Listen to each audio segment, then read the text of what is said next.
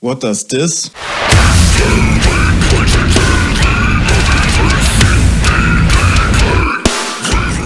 And this?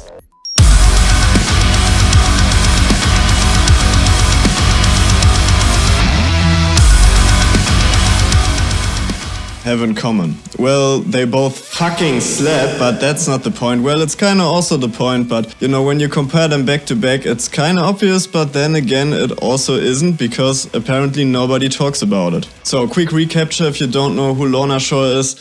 Nah, I'm just kidding, you totally know who LORNA SHORE is. I mean, if you really don't know, you're probably one of my friends who is watching this for me and not for metal, and then I just gotta say, guys, I love you, but I don't make these videos for you, so just go Google LORNA SHORE yourself.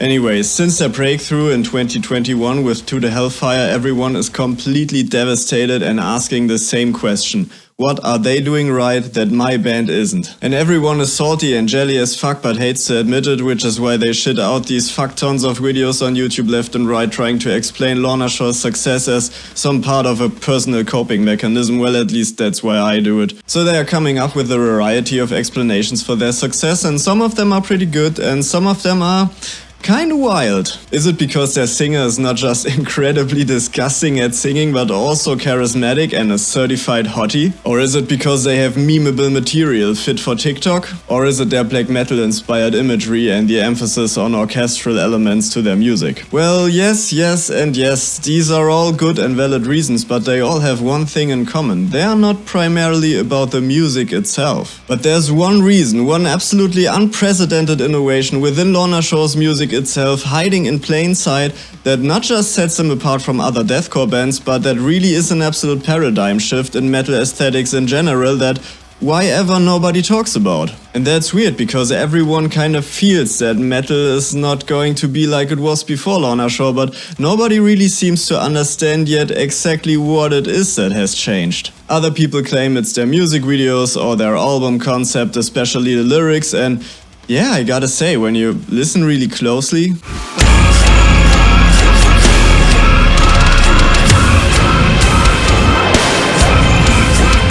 yeah, damn, that's some deep shit and definitely something I haven't heard before, and I gotta say, I didn't understand a fucking word he was just singing, and neither did you, so don't tell me, please stop lying, nobody listens to metal for the lyrics, it never has been that way, everyone knows that it doesn't matter if the lyrics are actually good or not.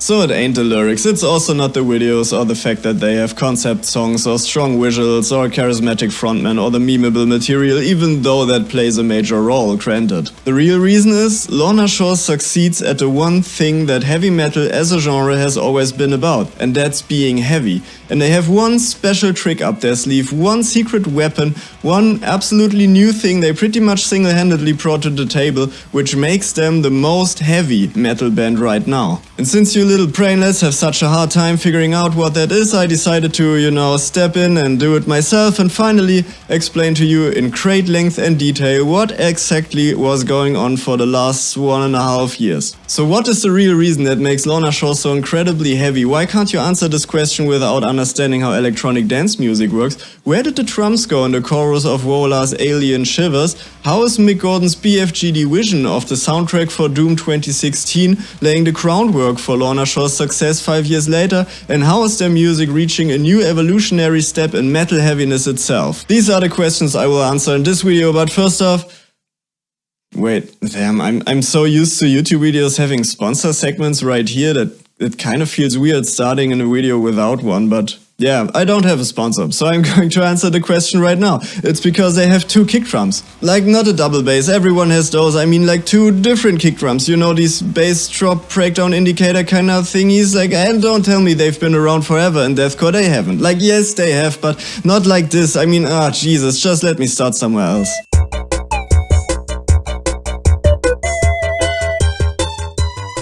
Drums.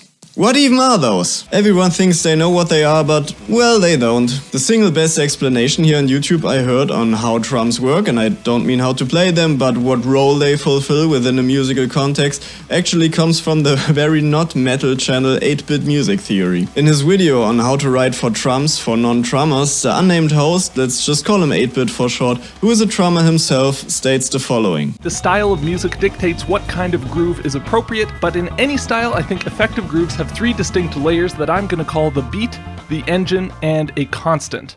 First up is establishing the beat. It's typically the bass drum's job. Laying down a beefy low note on beats 1 and 3, a tactic used by many genres all around the world, does the job nicely. Next, we need to make the pulse exciting, and doing this requires a rhythmic layer that goes against the pulse. I call this the engine because the dissonance of 2 contrasting rhythms is what gives a piece its sense of forward motion. The backbeat is indelibly carved into our public musical consciousness at this point. Accenting beats 2 and 4 on the snare while the kick drum hits beats 1 and 3 is the rhythmic foundation of almost all modern Western music. Finally, we need a constant, or a continuous recurring sound that ties the layers together. This could be as simple as a hi-hat playing 8th notes or the ringing of a cymbal. The constant is not supposed to get attention, it's supposed to be the backdrop for the other layers of groove. Metal seems to flip our layers upside down, establishing the beat with a cymbal, while a stream of double kick drum hits creates our constant layer. Seems like subtle backdrop might not be the right description for this layer here, but I do think the kick drum fills that role in metal music.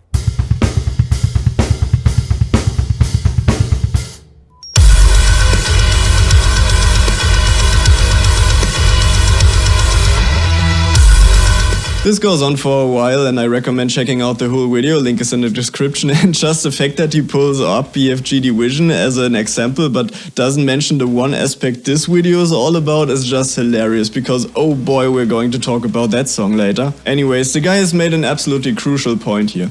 The different elements of your drum kit, mainly the kick, snare and the cymbals, fulfill different musical functions depending on the genre they have to serve. 8-Bit furthermore makes the point that the roles of the cymbals and the kick drum in metal are switched compared to a lot of other pop music, including various styles of electronic dance music. Let me show you an example of how the switch works. So these are your basic everyday EDM drums. The kick is providing the function of the beat on all quarters, the snare is what 8-Bit called the engine on 2 and 4, and the hi-hats are providing the stream of noise or the constant with that pattern here. And in the background you have just some typical electronic harmonics with that bass line and these pads. This is what that sounds like.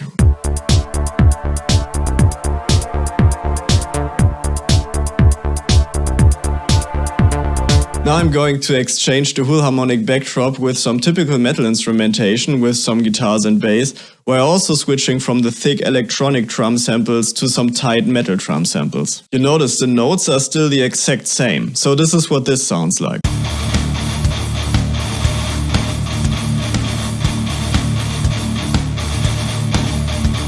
Ugh, sounds like absolute dog shit. Now listen what happens when I shift the same notes the kick played up to the crash cymbal and pull the notes the hi-hat played down to the kick.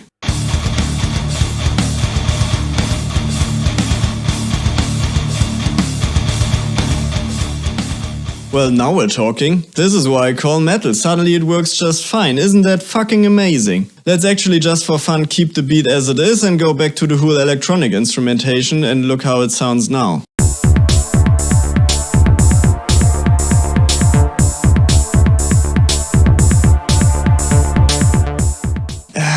I guess it kinda works, but it's also really metalish and it's just too much. See, the electronic kick drum sample is just too thick to be played in that fast succession and it just overloads your low end. The point I'm trying to make is that kick drum doesn't necessarily equal kick drum. You have to decide what function is provided by what element of your drum kit, and after that you can decide on what exact sound you want to go for. You can't just mix them up.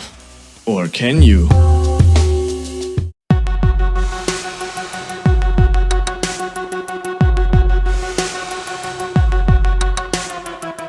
Well, you can try. Let's actually give you an example on how to not do it, and it breaks my heart to use one of my favorite metal bands for this, especially because this is pretty much the only musical mistake they ever made, but VOLA actually tried and they kinda blew it on their 2018 song Alien Shivers. So in this song there is this more electronical verse that utilizes electronic drum samples, which leads into this metal chorus, which utilizes a metal drum kit. Let's give it a listen first, and I want you to really focus on the transition between those two parts. Why do you defend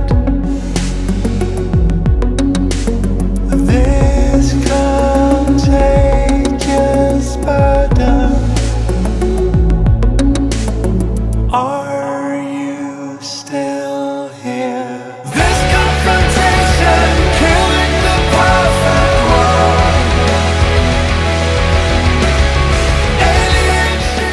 So when I was hearing that for the first time, besides loving it compositionally, I could immediately sense that something is just not right here.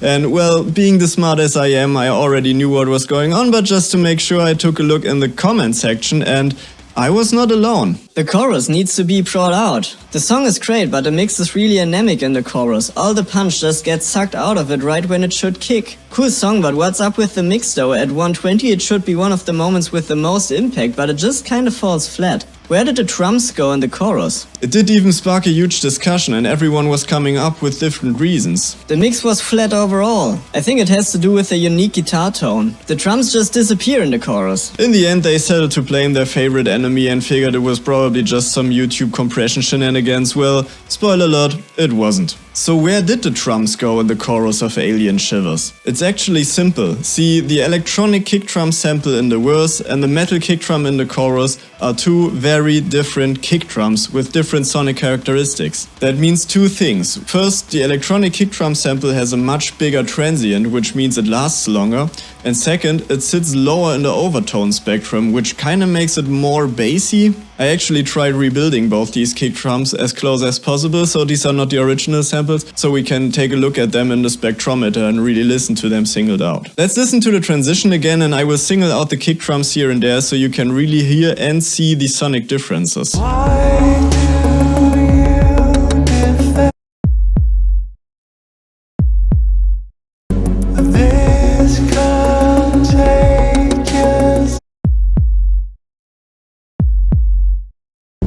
Are you still here? This confrontation.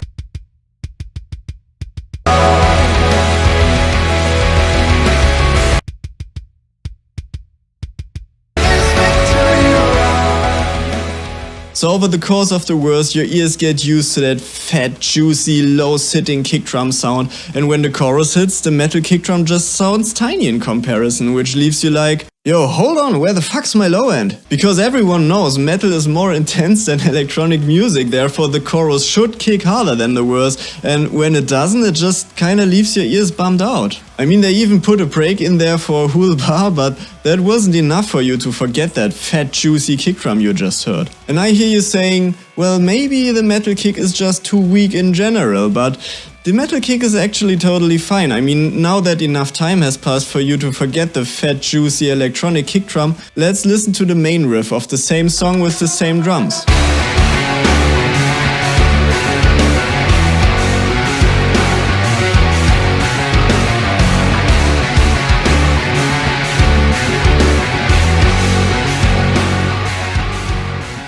And it fucking slaps! I mean, the drum sound is totally fine. It really is just that one transition from the one kick to the other that makes the second one just not work.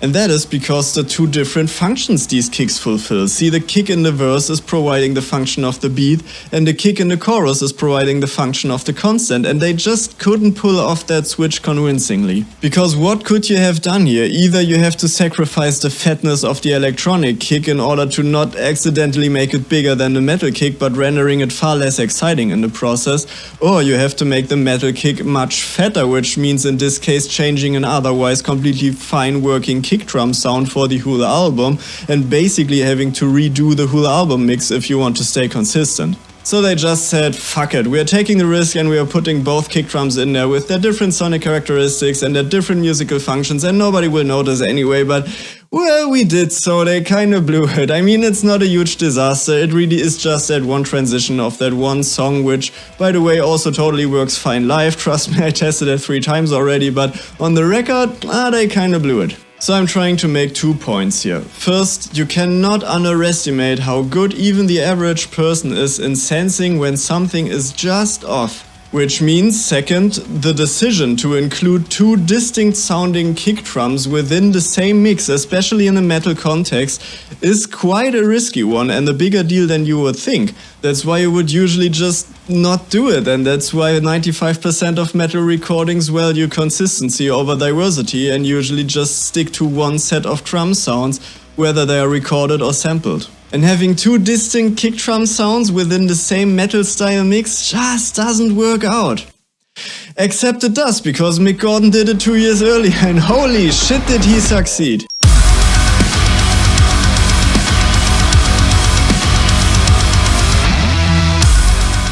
I actually heard that piece of music for the first time as part of some meme, and I didn't know where it come from or what it was supposed to be. I just knew 2 things. Well, first, this fucking slaps, and second, whoever made this is going straight to metal hell, because there are 2 very distinct sounding kick drums in there, not just in the same song, but in the same riff going at the same time, and that is just not how you do it in metal.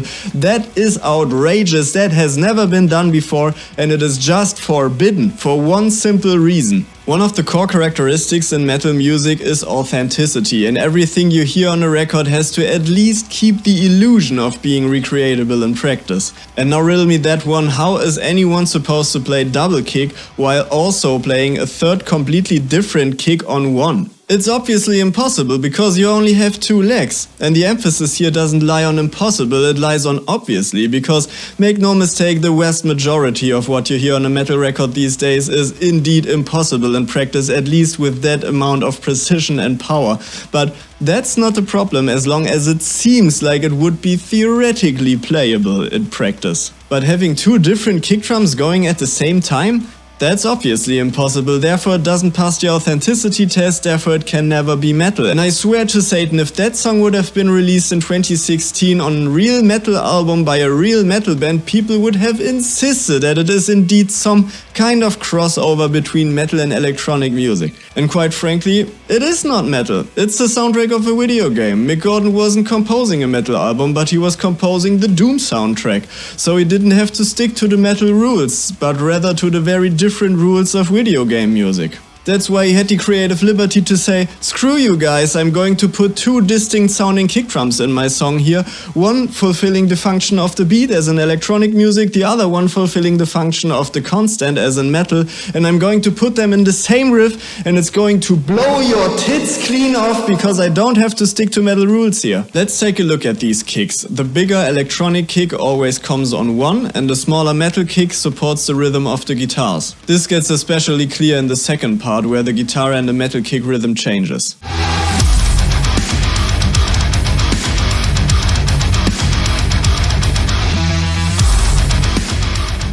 So why did the 2 kicks approach work in BFG Division but not in VOLA's Alien Shivers? Simple. In BFG Division you got 2 kinds of parts. Parts where shit hits the fan and parts where it doesn't. And when shit hits the fan you got both kick drums going all the time according to their function, and when shit doesn't hit the fan you got neither of the kick drums. If you would start switching back and forth between those 2, you would just encounter the same problems like VOLA did, and as soon as your audience is spoiled by that big fat juicy electronic kick drum, they will develop an insane craving for that as soon as you switch it out with a much smaller metal kick, and shit's gonna suck. So if you just do both at the same time, it actually works, but it comes at the cost of not being metal anymore, and in VOLA's case that really wasn't an option. So how exactly are LORNA Shore pulling it off then, to have 2 distinct kick drums while also still staying metal?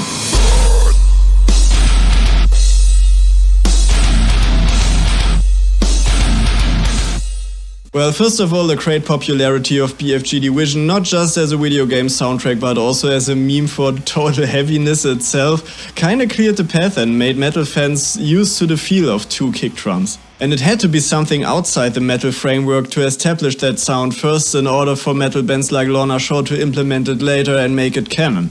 However, they went a slightly different route than Mick Gordon and were using some traditional element of deathcore songwriting, the bass drop.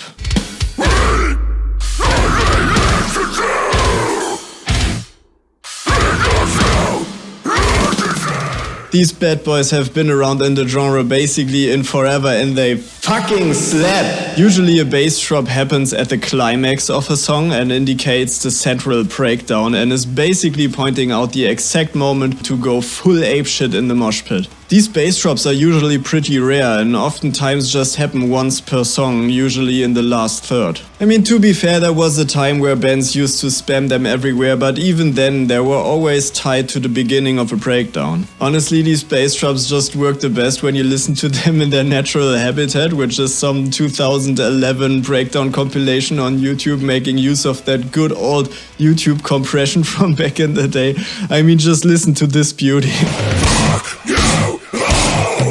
Wait for it. Here we go.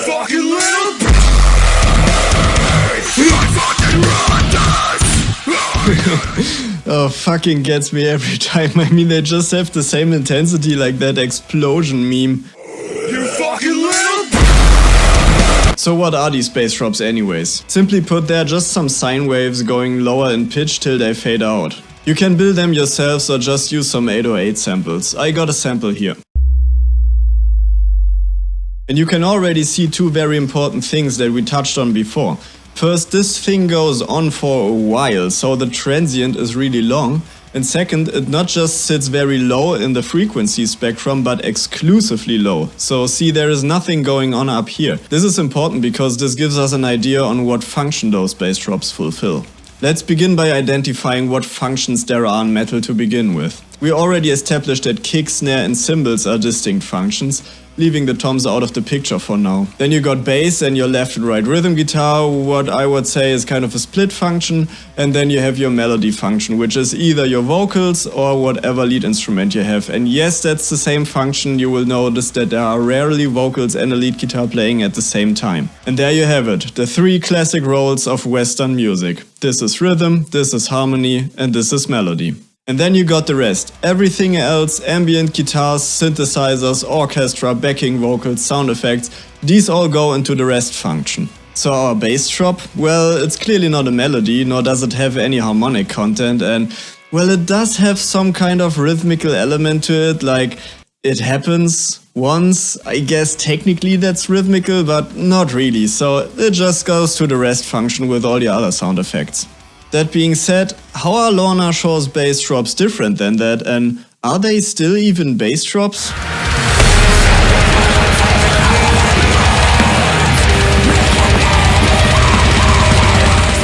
So what do we have here? Let's take a listen to the Hellfire first, and I want you to focus on the bass drops in that particular section here.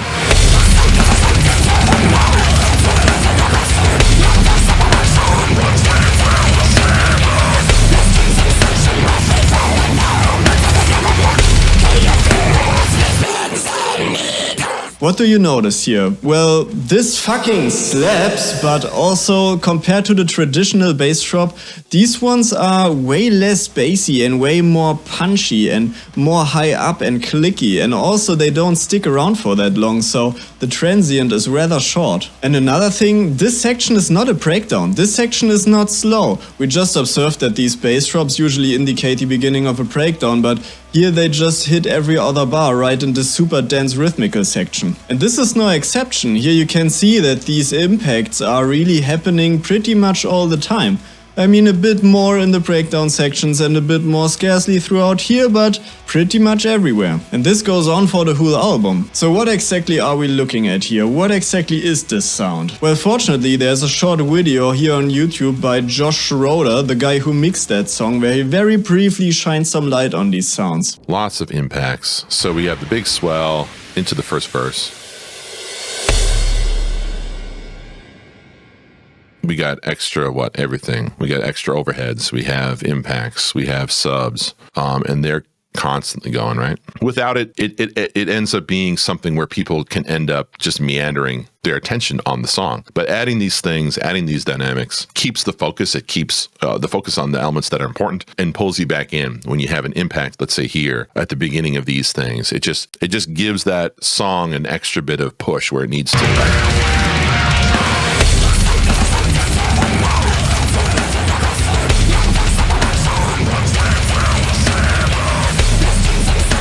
So let's just take them out of there. You know what I mean? Let's leave it on the first one, but take them out of those repeats.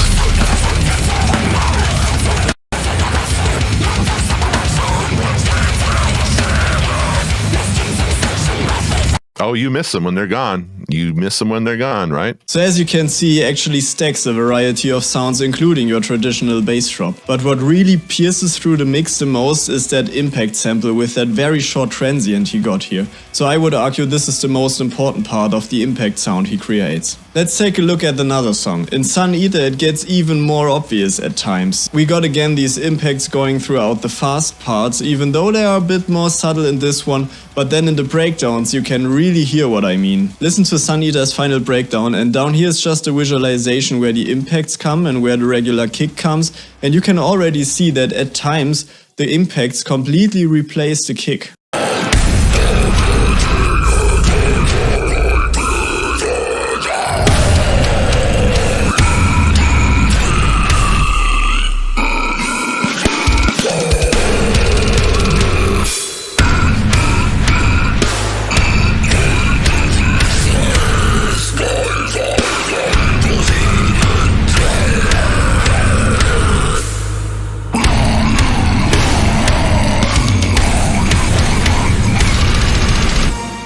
And especially here where the kick goes really fast, you can hear actually how weak and tiny it sounds compared to the impact. And if you look at the other breakdown of the same song, the distribution of the two kick drums starting to look oddly familiar.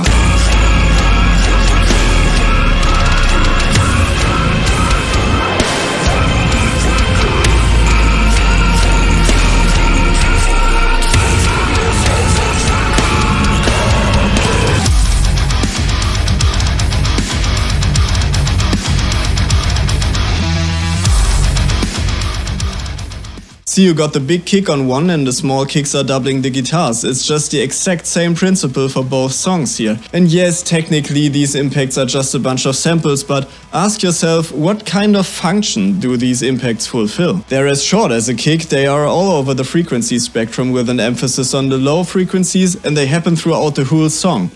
These impacts are kick drums. Technically they're effect samples, but functionally they construct a second layer of kick drums underneath the first one. While the metal kicks are providing the constant, the impacts are providing the beat. You can really hear that when we just go back to the Hellfire and underlay that first verse with just your generic dubstep drums and sync up the electronic kick drum with the impacts.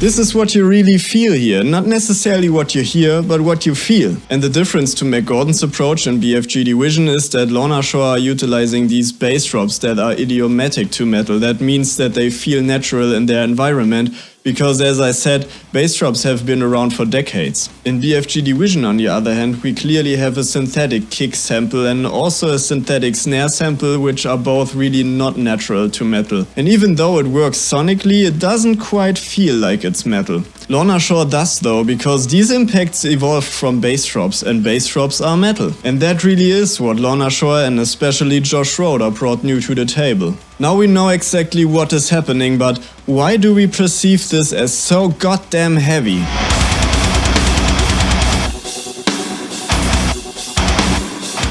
Producer and lecturer at the University of Huddersfield, Mynett, is basically the authority when it comes to defining what heaviness in metal even is. He has written several papers about the topic, and I've read several of them, and toward a systematic understanding of heaviness in metal music production he writes: Modern metal productions are the most effective when the low frequencies are controlled. There is no one approach fits all tactic because a production's low frequency weight must be guided by the band's sounds and performance qualities. This is mainly due to variations in drum, bass and guitar performance subdivision speeds, which give the low frequency content of each instrument different amounts of space to expire within. If the slow wavelengths of lower frequencies have not had the opportunity to decay sufficiently before the subsequent transient, a resonant build-up of droning energy may occur. In addition to creating a boomy or muddy low end, the resonant build-up can easily obscure the transient's mid to high frequency content.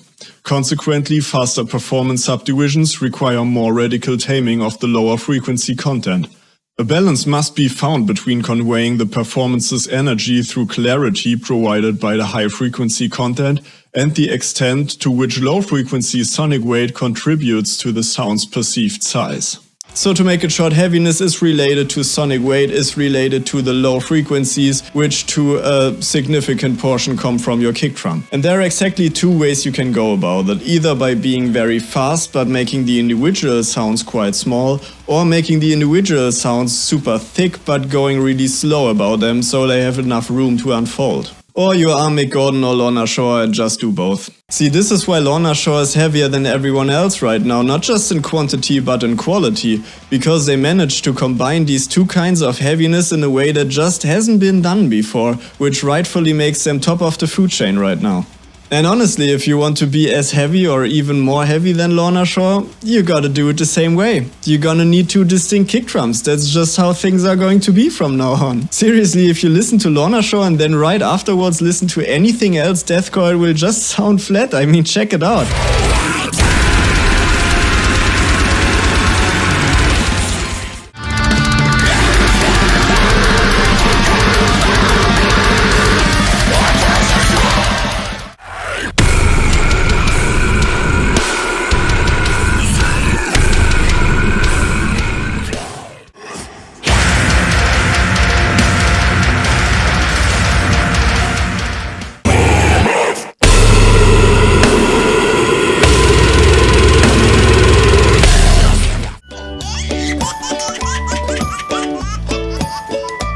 I mean, how can you not be like, bro, where are your impacts?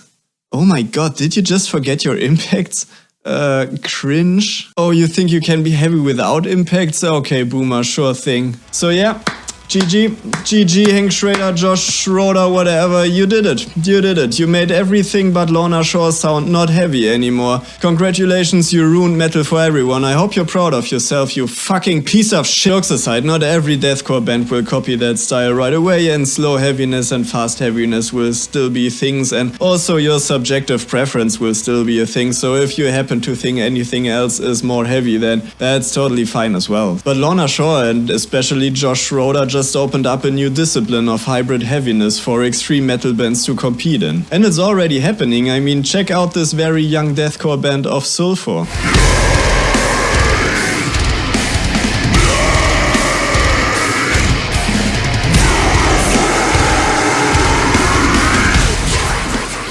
Ooh, are these impact sounds I'm hearing? And to be honest, I was very excited when I stumbled across that band because they proved my point so good, but then I found out that they are produced by, well, Josh Schroeder again, so I guess it's just him doing his thing again, but mark my words, there will be other producers and other bands in the future going for that sound because now it's established. And the technique is really not a secret. I mean, that Josh Schroeder nailed a mix video we've seen earlier, that's just out there on YouTube. It's just that kinda nobody cares about it. I mean, it just has 5k views, which really isn't much. Anyways, one final thing and then I will let you off the hook. So to finally round things off, I didn't want to deprive you of this one little ironic detail I found in my research. So there is this presentation by Mick Gordon about his thought process according the production of the Doom soundtrack, and if you don't know it, I really recommend watching it because it's not just very interesting but also super entertaining since Mick Gordon is about as charismatic as Satan himself. I mean, this dude can talk. Anyways, in his presentation there's this part where he talks about whether or not to use electric guitars in his music, and he kind of pokes fun about metal. Just watch this. Now, of course, there's a really good reason behind that, right? I mean, I know they said no guitars, we hate guitars, don't put guitars into a game, but I totally understood why. Why? It's because the sound of an electric guitar somehow instantly summarizes a genre that has become a bit of a joke. So I'll pick one up when I go out today. Other than that, I'm in good shape.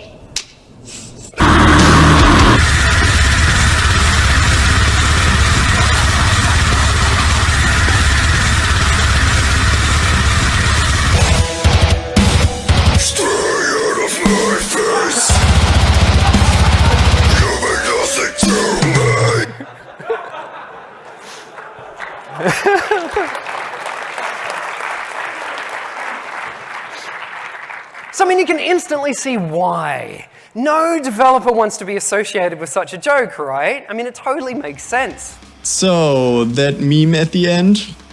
Do you know who provided the music for that beautiful cat meme?